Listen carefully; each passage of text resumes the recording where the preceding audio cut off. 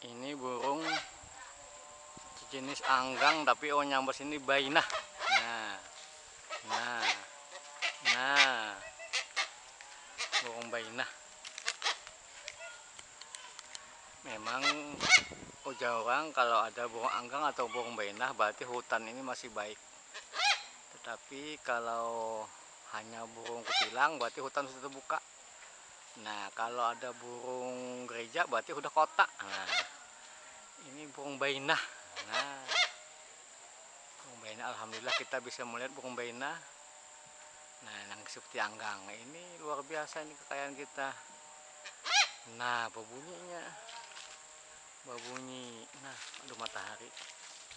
Alhamdulillah kita memiliki satwa seperti ini. Paman Anu melaporkan dari desa Urin Halong, desa Mampang Halong. Nah, alhamdulillah.